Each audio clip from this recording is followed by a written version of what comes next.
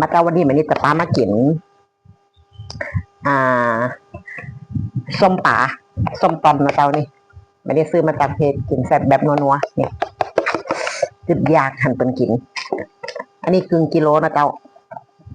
นี่ได้บักหลายกับข้าวกับแกล้มนี่เทหมดเลยอันนี้แกะแม่นิดลักจิ้มไปฟองแล้วเนาะครึ่งกิโล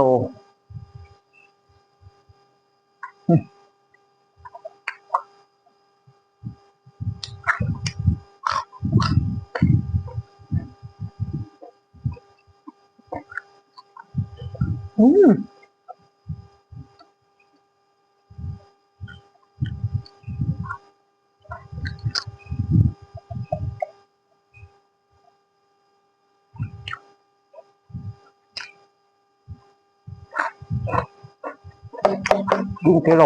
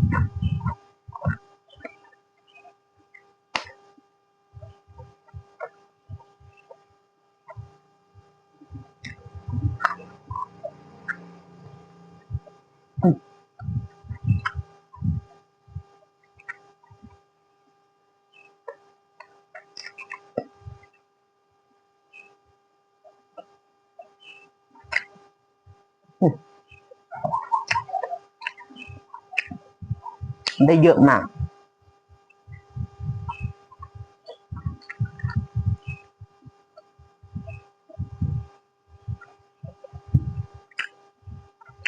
หอมแดง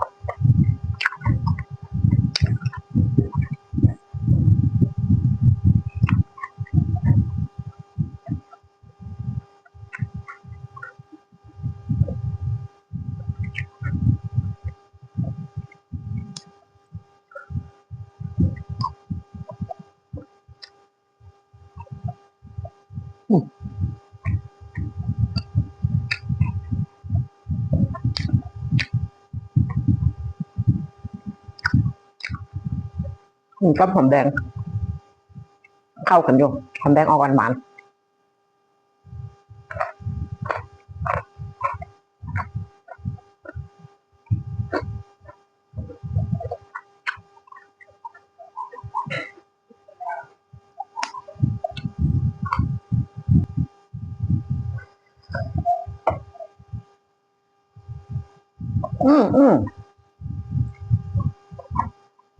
ล้ำ